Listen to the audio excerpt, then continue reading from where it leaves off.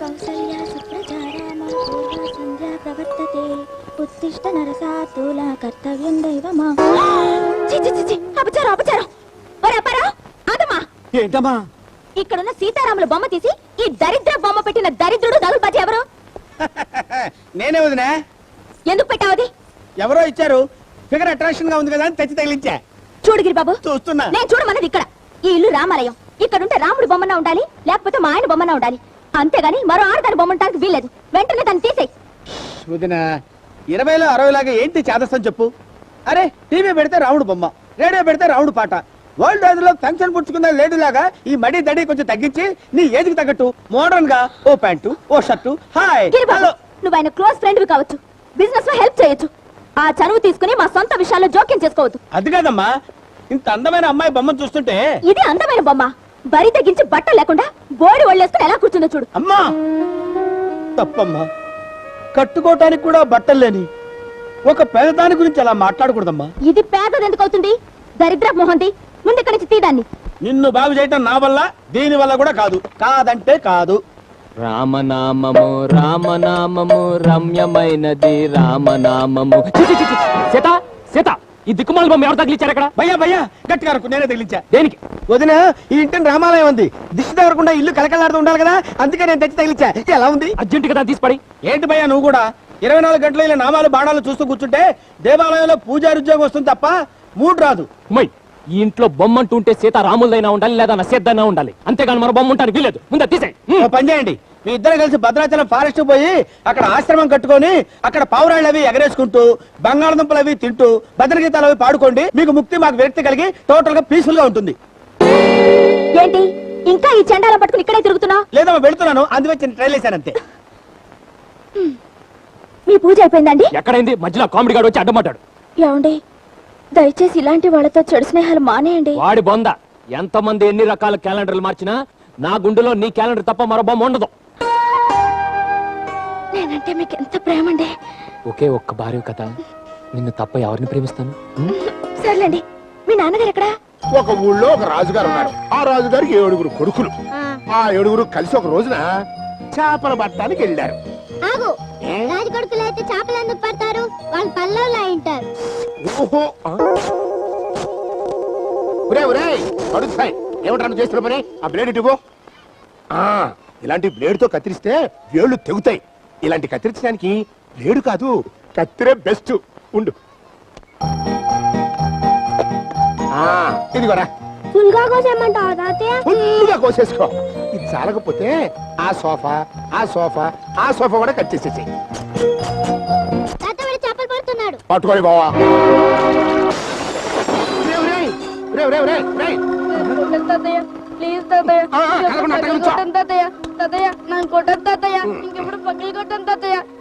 నేను కొట్టను రా. అదకుండా అట్టగించో, కాళ్ళలో గాజు పెంకులు కూర్చుంటాయి. అమ్మయ్యా, ఏమి కాళ్ళు చూపించు. అమ్మయ్యా, ఏమి గుచ్చుకోలేదురా. ఇంకెప్పుడు పగిలి కొట్టను తాతయ్య. ఎందుకురా అంత భయపడతావు? కదో చేపల తొట్టి ఇంకోటి కొనుక్కుందాం. ఇదిగో చాక్లెట్. నీకు ఇవ్వను. మరి వాడికి ఎందుకు ఇచ్చావు? అదంటే కష్టపడి చేపల తొట్టి పగలగొట్టాడు. ఓహో, పగలగొడితేనే చాక్లెట్స్ ఇస్తావన్నమాట.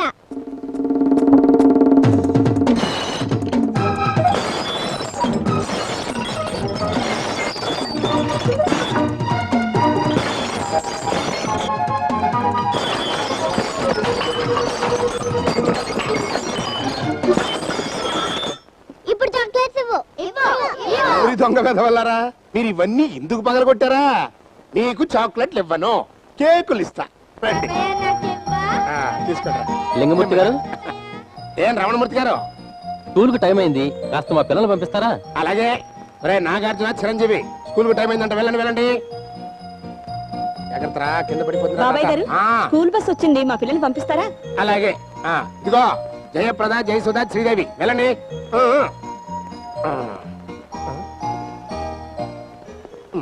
అంకుల్, మా మోహన్ బాబుని రజనీకాంత్ పంపిస్తారా? స్కూల్ కు పంపాలి. ఎందుకు పంపను? ఉంచమంటే ఉంచుతారా, వద్దంటే ఆపుతారా? తీసుకెళ్ళండి. బాధపడకండి, స్కూల్ అవగానే పంపిస్తాను.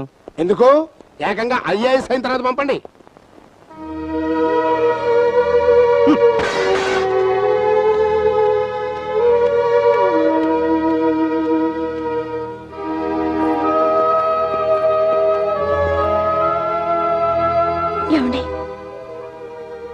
సామాన్లు పగిలిపోయాయని బాధపడుతున్నా. ఏదో సామాన్లు పోతే పోనీ మళ్ళీ కొనుక్కోవచ్చు, దానికి అంత ఫీల్ అవుతుంది నాన్న. నేను ఫీల్ అవుతున్నది పగిలిపోయిన వస్తువుల గురించి కాదు, వెళ్ళిపోయిన పిల్లల గురించి. వాళ్ళు మళ్ళీ సాయంత్రం వస్తారుగా మావయ్య. ఆ, వస్తారు, వెళతారు. ఎవరింటికి వాళ్ళు వెళ్లకుండా ఎలా ఉంటారు? అదే మీ పిల్లలు అయి ఉంటే పెళ్ళుండేవాళ్ళు కాదుగా. పెళ్ళై 3 ఏళ్లే అయింది, అప్పుడే మాకు పెళ్ళేంటి? ఆయముడు నీతో పాటు పెళ్ళైన సొట్టముకు సత్తిగారికి 6 పిల్లలు పుట్టారు. 3 ఏళ్ళలో 6 పిల్లల చస్తే నేను నమ్మను. 3 సార్లు కమల పిల్లలే బాయ్. నీకంటే చిన్నదా రామలక్ష్మి 2 పిల్లలు సంకలేసుకుని మళ్ళీ కడుపు పట్టుకు తిరుగుతోంది. అంతెందుకు, ఆ సోడాకోటి సోమేశ్వరరావు గారు పెళ్ళై 2 ఏళ్ళైనా అయింది, 2.5 ఏళ్ల కొడుకున్నాడు. పెళ్ళై 2 ఏళ్ళైతే 2.5 ఏళ్ల బాబాలా అన్నాడు. ఇక ముందే కక్కుర్తి పడ్డట వెధవ, వాళ్ళంతా అంత స్పీడ్ గా ఉన్నారు. మరి నువ్వా పెళ్ళై 3 ఏళ్ళైంది, ఇంతవరకు నీ పెళ్ళంతో కనీసం ఓ నిమ్మకాయ నాకించలేదు, చింతకాయ తినిపించలేదు, ఓ మామిడికాయ కూడా కొరికించలేకపోయావు. ఓ నా పిచ్చి డాడీ, దానికి అంత వరి అవుతావు ఎందుకు? సాయంత్రం ఆఫీస్ నుంచి వచ్చేటప్పుడు అవన్నీ తీసుకొచ్చి నీ ఎదురుగానే కోడల చేత తినిపించి నాకించి కొరికిస్తా. ఓకే? తినిపించడం అంటే ఆ తినిపించడం కాదు, కోడలి కడుపున ఒక కాయ కాయించి ఈ కాయలన్నీ తినిపించాలి. మాట్లాడితే మీనింగ్ ఉండాలి. దాని కడుపే ఉన్న కొమ్మ రెమ్మ పూలు కాయలు కాయటానికి. కుళ్ళు జోకులైకో, ముందు నీ పెళ్ళ నీళ్ళు వేసుకున్నా చూడు. నీళ్ళ పొద్దున సాయంత్రం నీళ్లు పోసుకుంటుందిగా, ఏమే? ఇదిగో మళ్ళీ కంటిన్యూస్ కామెడీ. నీళ్ళు వేసుకోవడం అంటే మనవన్నో మనవరాలను కనిపెట్టాం, అర్జెంట్ గా పని చూడ. అంత అర్జెంట్ అయితే ఎలా? మా బెడ్రూమ్ లో పిల్లలు కానీ ఫ్యాక్టరీ ఏం లేదు. నువ్వు బెడ్రూమ్ లో ఫ్యాక్టరీ పెడతావో బ్యాటరీ పెడతావో నాకు అనవసరం. వెంటనే నాకు ఆడుకోవడానికి ఓ మనవరో మనవరాలో కావాలి. ఇదిగో నువ్వు తమిళ సినిమా హీరోలాగా మరి ఓవర్ యాక్షన్ చేస్తున్నావు. ఆ ఓవర్ యాక్షన్ సంగతి తర్వాత, ముందు నువ్వు ఫుడ్ గిడ్డు బాగా తిని నెల తిరగకుండా మీ ఆవిడ చేత వాంతులు చేయించు, లేకపోతే ఈ ఇంట్లో ఒక క్షణం కూడా ఉండరు. పోనీ ఏంట్లో ఉంటావు చెప్పు, మేము అక్కడికి వచ్చి ఉంటాం.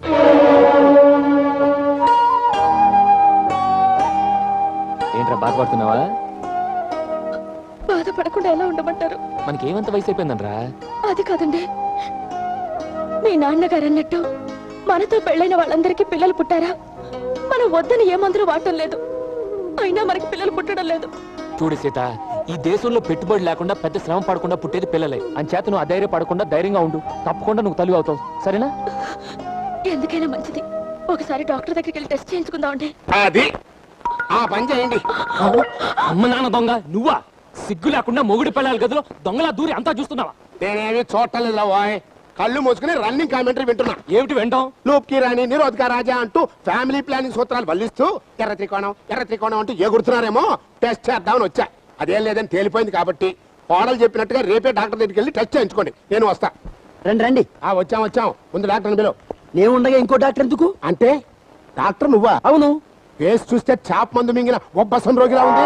నువ్వు డాక్టర్ ఏంటయ్యా? నాన్న, ఈ చుట్టుపక్కల పెద్ద పేరున్న డాక్టర్ ఈయన. అలాగా? ఏం పేరు బాబు? డాక్టర్ అమరం.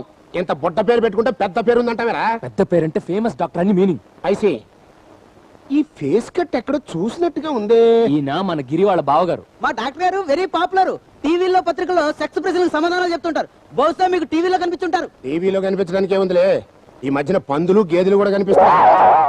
మీరు రండి డాక్టర్, టెస్టులు చేద్దరు కానీ. నువ్వుండో, మిమ్మల్ని ఆయన టెస్ట్ చేసే ముందు ఆయన నేను టెస్ట్ చేయాలి.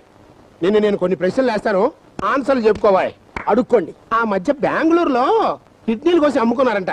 ఆ ముఠాతో నీకేమైనా లింక్ ఉందా? ఉంటే ఏ టైప్ లింక్?